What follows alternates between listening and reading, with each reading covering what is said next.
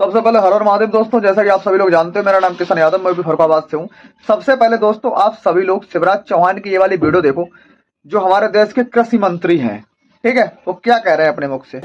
हाँ, मैं भारत का कृषि मंत्री शिवराज सिंह चौहान कह रहा हूँ। कई किसानों की आय दुगनी हुई है, और केवल दुगनी नहीं माननीय अध्यक्ष महोदय, मैं जिम्मेदारी के साथ कह रहा हूँ, केवल दुगनी नहीं, कई किसानों की तिगनी भी हुई है, कई की चौगनी भी हुई है, और कई की 8-8 गुनी। ये वीडियो देख ली आप लोगों ने? अब 1 मिनट रुको, ये वाली वीडियो और देख लो। हाँ बताइए चाचा, क्या कह रहे हैं? 35,000 रुपया हमने 25 बीघा आलू कजा काट लगाओ। हम बहुत पैदा वाले बैठे, ये बात जाननी चाहिए हमें। राजनीति कहाँ के रहने वाले हो? हम फरुखाबाद बागा बुरा कलार भाव जाए। कहाँ के रहने वाले? हाँ। कितना आलू किया था? आलू 35 बीघा। 35 बीघा आलू किया था। आलू बिक गया? नहीं, आप लेबर पैसा लाने के 400-500 रुपया लेबर ही है, और कहना वो आलू यहाँ मतलब किलो 150 रुपया पैकेट। कितनी लागत लगी आपकी? हमारी लागत 3 लाख रुपया लगी। अब बहुत गरीब। 3 लाख रुपए की लागत में कितने रुपए का आलू बिक रहा है? 1 रुपया का साहब ना बिक रहा। कोई लेने के लिए राजी? कोई ले रहा है। आप क्या करोगे? आप जो आवाज में बिठाए, तो बहुत गरीब आदमी। तो मंत्री जी, ये तो रहा जीता जागता उदाहरण एक हमारे उत्तर प्रदेश के फरुखाबाद से ही।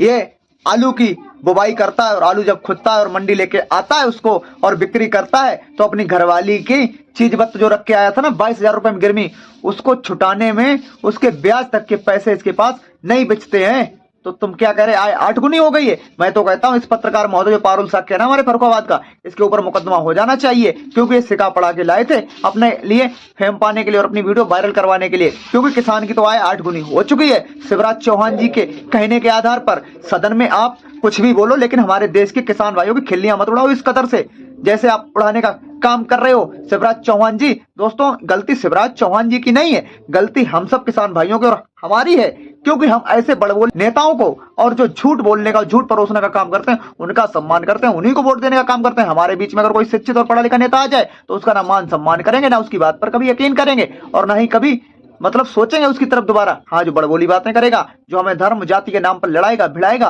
और हमसे इस कदर की बातें करेगा, उसी को हम वोट करेंगे, उसी को हम सपोर्ट करेंगे। और वो तुम्हें फिर क्या ऐसी लंबी लंबी बातों में उलझाएगा और आपकी आय सदन में बैठ के और अपने घर बैठ कर ही 8 गुनी कर देगा।